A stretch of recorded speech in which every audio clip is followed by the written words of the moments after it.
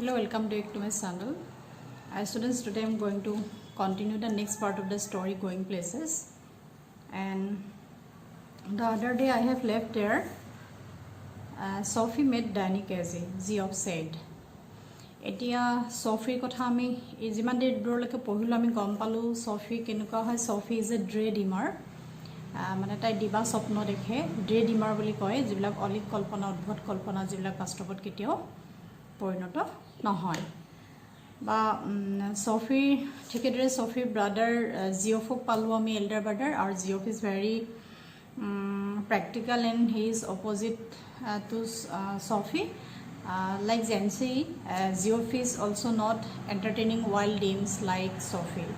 Geoff মানে Sophie নিচিনা তেনেকুৱা wild dreams বিলাক entertain নকৰে আৰু Sophie যেতিয়া তাই নিজৰ ফ্যান্টাসি নিজৰ স্বপ্নবিলাকৰ কথা বা তাই অলিক উদ্ভট কল্পনাৰ বিলাকৰ কথা Geoffক তাই শেয়াৰ কৰি আছে কৈ আছে কিন্তু Geoff is seen engaged in his work. Geoff নিজৰ কামতে ব্যস্ত হৈ আছিল তেতিয়া আৰু Sophie তেতিয়া Geoffক মানে এটা সিচুৱেশন মানে তাই ক্ৰিয়েট কৰি তাই ক'লে যে আই মেট ড্যানি কেজি আৰু ড্যানি কেজি মই কোন কৈছিলোঁ Danny KG is an Irish footballer means he is a star footballer and the youngsters not only youngsters the elders also do have a strong fascination for Danny Casey because he plays very well কাৰণ সেই সময়ত Danny Casey খুব ভাল খেলিছিলে অকল Sophie হতৰ যে এটা ষ্ট্ৰং ফেসিনেশন আছে Danny Casey প্ৰতি তেনেকুৱা নহয় এল্ডাৰ্স বিলাকো আছিলে কাৰণ ষ্টৰীটো পঢ়ি গলে আমি গম পাওঁ যে Sophie দেউতাকৰো মানে Danny Casey প্ৰতি বহুত ফেসিনেশন আছিলে বা Danny Casey বহুত ভাল পাইছিলে এতিয়া যেতিয়া তাই Danny Casey লগ পালো বুলি ক'লে Danny Casey has green eyes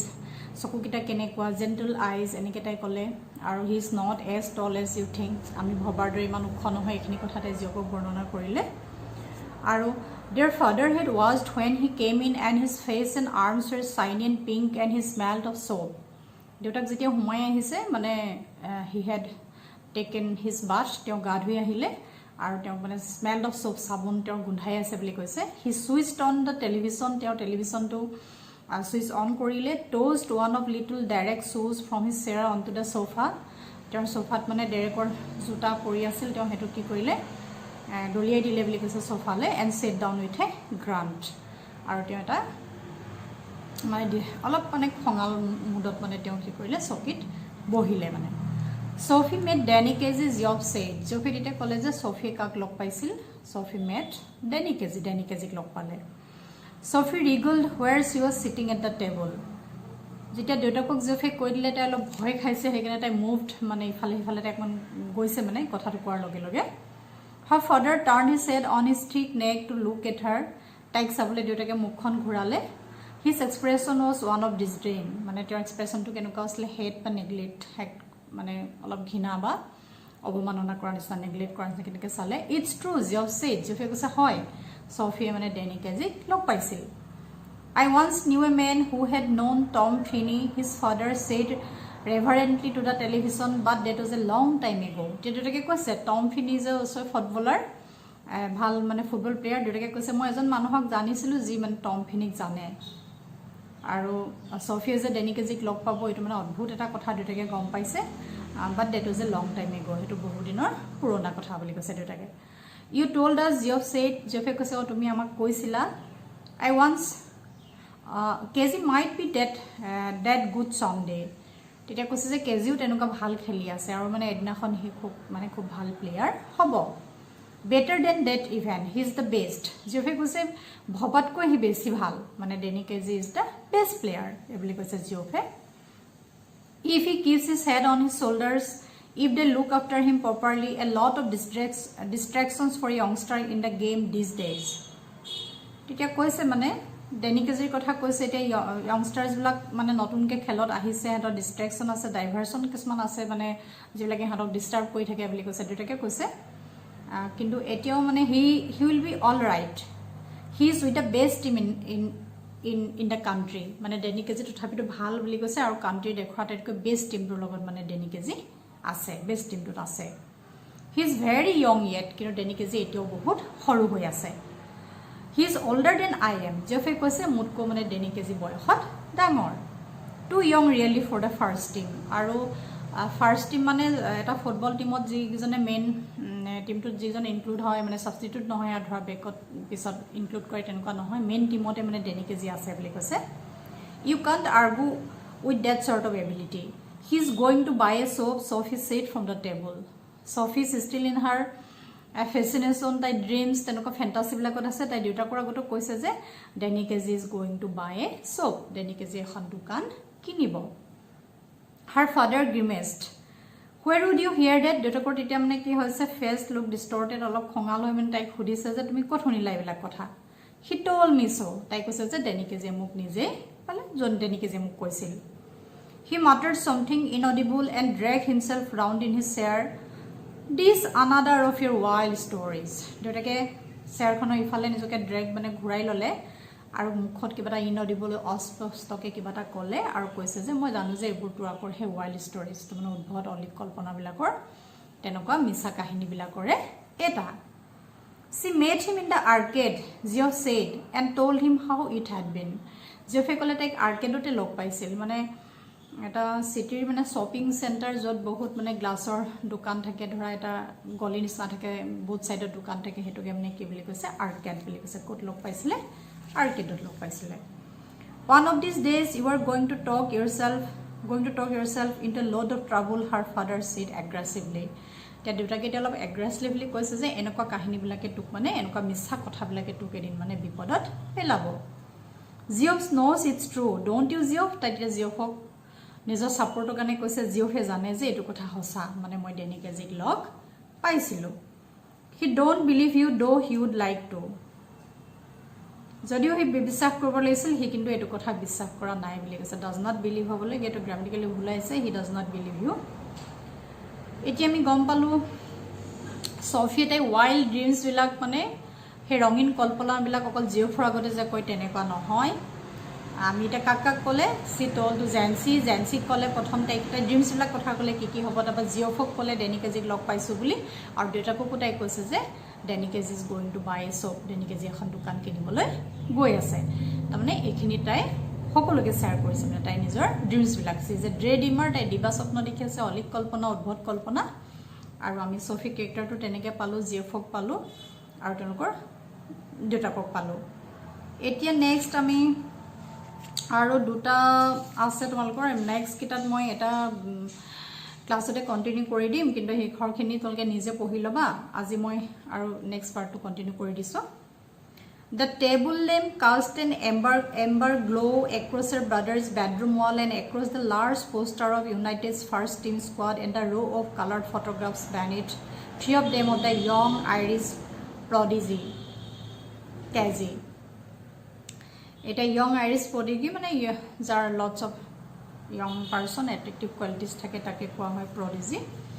আৰু Sophie গৈ এতিয়া ককাইকৰ ৰুমত সোমালেগে জিঅফৰ ৰুমত একদম yellowish brown color এটা হৈছে বুলি কৈছে ৰুমটোত টেবুল লেম্পৰ পোহৰৰ পৰা আৰু কি হয় ওয়ালত কি মানে জিলিকি আছে বুলি কৈছে ইউনাইটেডছ ফাৰ্ষ্ট টিম স্কোৱাড মানে ইউনাইটেড টিম ডেনি কেজি যেটো টিমত খেলে what is the name of the football team United please don't forget it এটো এক্সামত হুদে what is the name of the football team that Danny Casey played for and the name is United team United আৰু team ইউনাইটেডৰ first team স্কোৱাডতে আছে প্ৰথম player কেজনৰ লগত মানে অন্তৰ্ভুক্ত ডেনি কেজি আৰু কি বুলি কৈছে কালাৰ্ড ফটোগ্ৰাফ তিনটা লাইন আছে বুলি কৈছে তাত ৰ অফ 3 কালাৰ্ড ফটোগ্ৰাফ আৰু তাতে 3 of them of the young Irish prodigy KG আৰু হে মানে ইয়ং আইৰিছ ফুটবলাৰজনৰ তিনিখন ফটো তাত জিলিকি আছে বুলি কৈছে তেওঁ কোন ডেনি কেজি মানে ডে হিৰো ৱৰ্শিপ মানে এটা জিঅফেও মানে ডেনি কেজিক থৈ লৈছে মনত তেনেকে ধৰা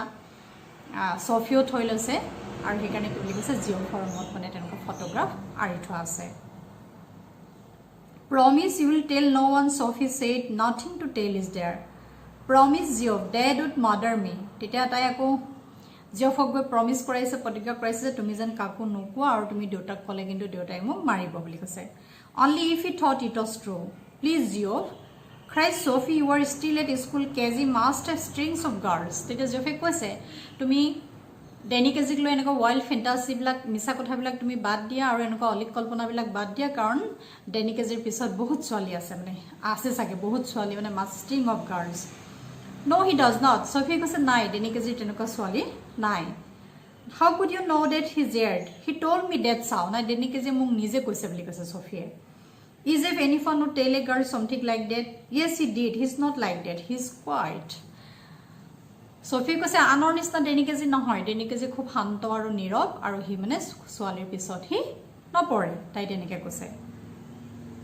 Not as quiet as all that apparently.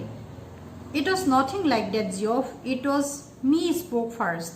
When I saw who it was, I said, excuse me, but aren't you Danny Kezi?